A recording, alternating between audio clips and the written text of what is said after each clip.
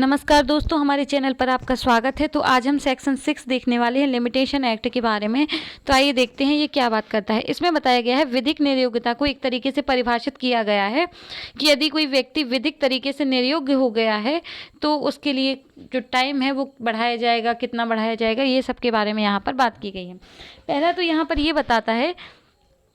कि यदि व्यक्ति जो है वो 3 प्रकार से निर्योग्यता यहाँ पर बताई गई है। अप्राप्तवय हो जाता है, पागल हो जाता है या जड़ हो जाता है। ठीक है, अवयस्क है, पागल हो जाता है या जड़ हो जाता है। वहाँ उस निर्योग्यता के अंत होने के पश्चात वह उतने समय के भीतर बात संस्थित या आवेदन कर सकेगा जितना उसे अन्यथा अनुसूची के तीसरे स्तंभ में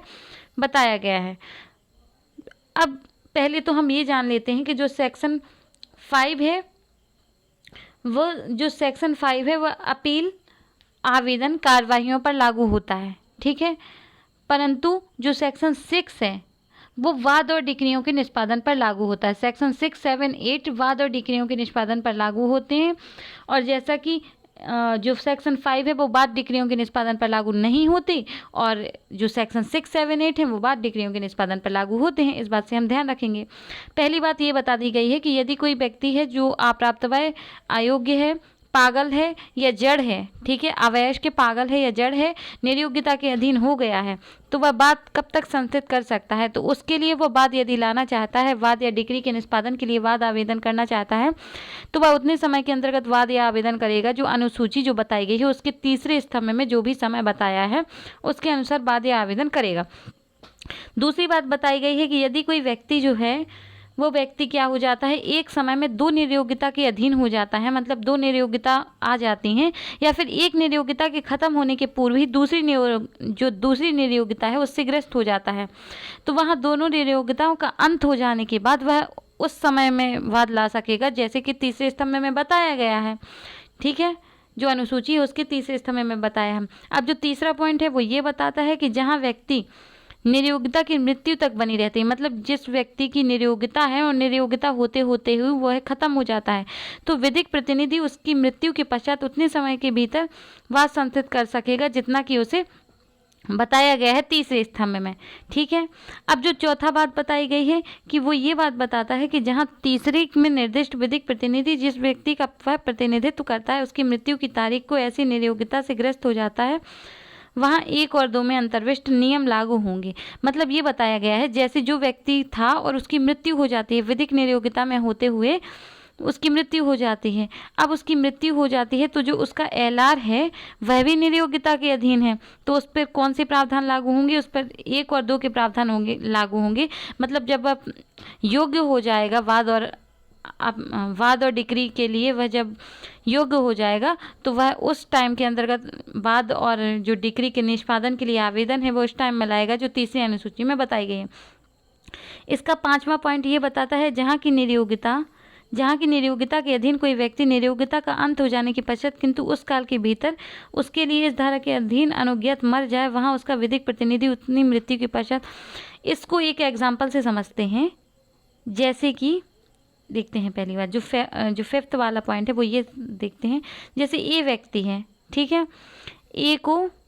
जहाँ की निर्योग्यता के अधीन कोई व्यक्ति निर्योग्यता का अंत हो जाने के पश्चात, ठीक है, अब जो ए है ये निर्योग्यता पहले तो वाद नहीं ला सकता था, फिर इसका निर्योग्यता का अंत हो गया तो फिर इसको एक टाइम दिया गया कि तुम 3 साल तक वाद ला सकते हो। ठीक है, ये एग्जाम्पल देख रहे हैं। अब 3 साल तक वाद लाने के लिए उसे अधिकार मिल गया निर्योग्यता के अंत होने के पश्चात।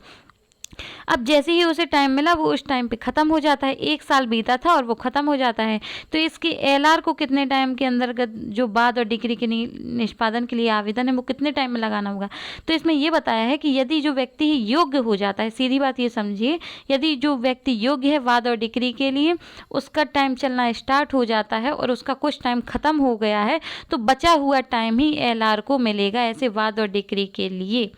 जो बचा हुआ टाइम है वही उसके एलआर को मिलेगा, बशर्ते कि वह योग्य होना चाहिए एलआर भी। ऐसा ना हो कि एलआर योग्य नहीं है, अगर एलआर योग्य नहीं है तो उसके ऊपर के उपबंध लागू होंगे, मतलब तीसरे अनुसूची में जो बताया गया है टाइम उस हिसाब से काम होगा। परंतु जो एलआर वो योग्य है और योग्य होने के बाद जो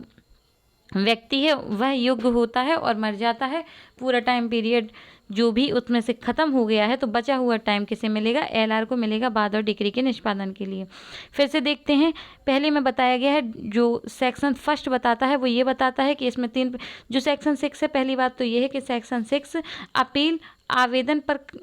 जो अपील और आवेदन कार्रवाइयों पर लागू होता है सेक्शन 5, और 6, 7, 8 किस पर लागू होता है, वाद और डिक्रियों के निष्पादन पर लागू होता है CPC 21 के तहत। ठीक है, अब पहली बात ये देखते हैं कि जो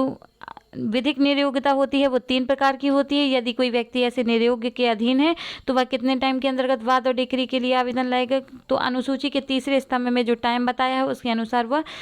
ऐसा वाद और डिक्री के लिए आवेदन लाएगा। ठीक है, दूसरी बात ये बताती है यदि कोई व्यक्ति है वो 2 सिचुएशन से, 2 निरयोग्यता से ग्रसित है, और या फिर एक निरयोग्यता उसे पहले से थी और दूसरी उससे बाद में आ जाती है निरयोग्यता, ऐसी निरयोग्यता के होने के बाद वह ऐसी निरयोग्यता का जब अंत हो जाएगा तो उसके बाद जो तीसरे अनुसूची के स्तंभ में जो टाइम बताया है ऊपर के अनुसार ही वह उसी में बाद ला सकता है। तीसरी बात ये बताता है जहाँ की वह व्यक्ति है उसकी मृत्यु हो जाती है, निरयोग्यता के साथ साथ उसकी मृत्यु हो जाती है, तो उसका एलआर जो है उस टाइम के अंतर्गत जो बात संचित कर सकेगा जितना कि जब वह योग्य हो जाएगा, और जो तीसरी अनुसूची के स्तंभ में, अनुसूची के तीसरे स्तंभ में बताया है उसी टाइम के अंतर्गत। ठीक है, जो चौथा पॉइंट है वो ये बताता है कि जहाँ की उपधारा 3 में निर्दिष्ट विधिक प्रतिनिधि जिस व्यक्ति का प्रतिनिधि है उसकी मृत्यु की तारीख को ऐसी निरयोग्यता से ग्रस्त हो जाता है। अब एलआर है, जैसे ही उसका पिता खत्म हो जाता है, व्यक्ति खत्म हो जाता है, उसकी मृत्यु की तारीख को ऐसी निरयोग्यता से ग्रस्त हो जाता है। अब उसकी मृत्यु हो गई तो उसका एलआर जो है वह ग्रसित हो गया, किससे हो गया, ऐसी निरयोग्यता से ग्रसित हो गया, तो 1 और 2 के उपबंध लागू होंगे। मतलब जब वह निरयोग्यता खत्म हो जाएगी उसके बाद ही वह ऐसा जो तीसरी अनुसूची तीसरे स्तंभ में बताया है उसी टाइम के अनुकूल ही वह क्या करेगा, बाद ला सकता है। ठीक है, और ये थर्ड पॉइंट ये है कि जहाँ की निरयोग्यता उस व्यक्ति की मृत्यु तक बनी रहती है वहाँ उसका विधिक प्रतिनिधि उसकी मृत्यु के पश्चात उतने काल के भीतर संस्थित या आवेदन कर सकेगा जितना उसे अन्यथा ऐसे विनिर्दिष्ट। मतलब यदि मृत्यु हो जाती है तो मृत्यु के बाद उसको टाइम कितना मिलेगा, जितना कि उसके पिता को टाइम मिलता उतना ही टाइम उसे मिलेगा, जिसे तीसरी अनुसूची में बताया गया है। चौथे को हमने देख लिया है कि यदि उसका पिता जो है वह मर जाता है, निर्दिष्ट विधिक प्रतिनिधि जिस व्यक्ति का वह प्रतिनिधित्व करता है उसकी मृत्यु की तारीख से, मतलब जब वह पिता है वो मर जाता है उसका जो एलआर है वह भी किसी निरयोग्यता से ग्रसित है तो 1, 2 के उपबंध लागू होंगे। मतलब उसे जब योग्य हो जाएगा तो उसे स्तंभ तीसरे अनुसूची के स्तंभ तीसरे में जो बताया है उसी के अनुसार उसको टाइम दिया जाएगा। और 5वें में बताता है कि यदि जो पिता है, पिता से समझेंगे जो व्यक्ति है, तो व्यक्ति का जो टाइम है यदि वह योग्य हो जाता है, पहले निरयोग्यता फिर योग्य हो जाता है, फिर योग्य होने के बाद यदि उसका टाइम पीरियड चलना स्टार्ट हो जाता है और उसका कुछ टाइम खत्म हो चुका है तो बचा हुआ टाइम ही वाद और डिक्री के लिए किसको मिलेगा, उसके एलआर को मिलेगा, उससे ज़्यादा नहीं मिलेगा। और स्पष्टीकरण बताता है इस धारा के प्रयोजन के लिए अप्राप्त वय के अंतर्गत गर्भस्थ अपात्य भी आता है। मतलब जो गर्भस्थ शिशु है वह भी इसके अंतर्गत अप्राप्त मतलब अवयस्क ही समझा जाएगा इस धारा के अंतर्गत। आई होप आपको समझ में आएगा। आज के लिए सिर्फ इतना ही। Thank you.